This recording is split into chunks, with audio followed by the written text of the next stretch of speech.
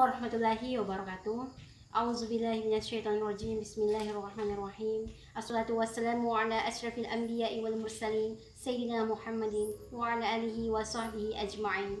Rabbi syrah li sadri wa yassir li amri wa hlul 'uqdatam min lisani yafqahu qawli.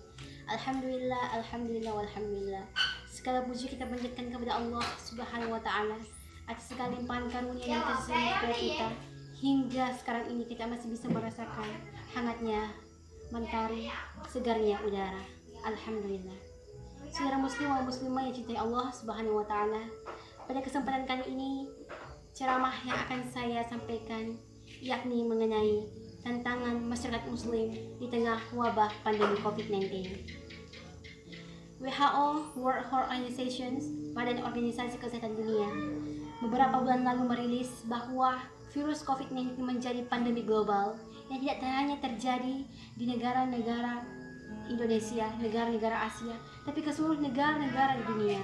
Salah satunya negara kita, Indonesia. Dan tercatat di Asia bahwa negara kita menjadi salah satu negara dengan tingkat pasien COVID-19 tertinggi. Innalillahi wa inna ilaihi. Saudara muslim dan muslimah yang cintai Allah Subhanahu wa taala, menyikapi hal ini, kita sebagai umat muslim memiliki pribadi sebagai umat muslim dalam menghadapi tantangan dalam menghadapi COVID-19 ini. Seperti di zaman Rasulullah, ketika Aisyah radhiyallahu anhu bertanya kepada Rasulullah, "Ya Rasulullah, beritakan kepadaku tentang apa itu taun." Rasulullah Shallallahu Alaihi Wasallam memberitahukan bahwa taun adalah suatu azab yang diberikan kepada siapapun yang dikehendakinya dan menjadi rahmat bagi orang-orang yang beriman. Seorang muslim atau muslimah yang dirahmati Allah, namun definisi azab dalam hal ini perlu dicermati, perlu dipahami. Bukanlah azab sebagai suatu hukuman yang terjadi akibat kedurhakaan kita kepada Allah, tapi sebagai alarm. Azab yang ditujukan sebagai suatu peringatan kepada kita untuk kembali kepada jalannya. Berbeda dengan azab kabirun yang diberikan kepada para perusak di muka bumi ini, seperti Fir'aun yang tenggelamkan di dalam laut merah, adalah azab karena kedurhakaannya dan tidak dapat lagi diperbaiki. Berbeda dengan kondisi kita, Allah masih memberikan kita kesempatan untuk memperbaiki diri.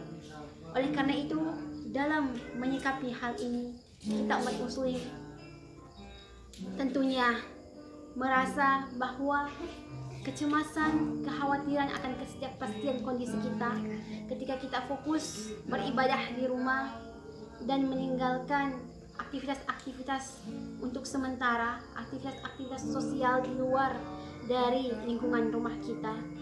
Namun jangan bersedih wahai saudaraku, bahwa sesungguhnya Rasulullah pernah menyampaikan bahwa barang siapa yang ketika terjadi taun dan menahan diri di rumah dengan sabar untuk mencapai ridha Allah, namun ketika dia terkena musibah karena itu telah menjadi ketentuan Allah, maka ketika dia meninggal, maka sama halnya dengan mereka mati syahid. Masya Allah. Saudara-saudariku, ada 4 solusi yang menjadi ciri kepribadian umat muslim. Yang pertama, kita harus berhusnuzon kepada Allah. Kita harus berprasangka baik kepada Allah bahwa segala sesuatu yang terjadi atas kehendaknya itulah kebaikan untuk kita semua. Yang kedua, kita harus selalu berikhtiar, berusaha untuk melakukan langkah-langkah yang tepat dalam menekan laju pertumbuhan pasien COVID-19, dan juga selalu berintrospeksi diri. Yang ketiga, yaitu kita harus selalu berdoa kepada Allah, menyerahkan segala hasilnya kepada Allah, menyerahkan segala hasil daya upaya kita. La haula wala quwwata illa billah. Yang keempat, kita harus selalu bersabar.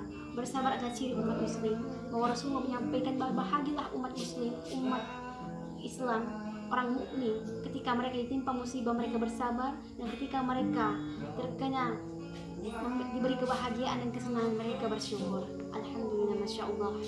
Mungkin sekian yang dapat saya sampaikan. Semoga menjadi berkah dan kita semua memperoleh hikmah dari Allah Subhanahu wa taala. Terima kasih atas perhatiannya.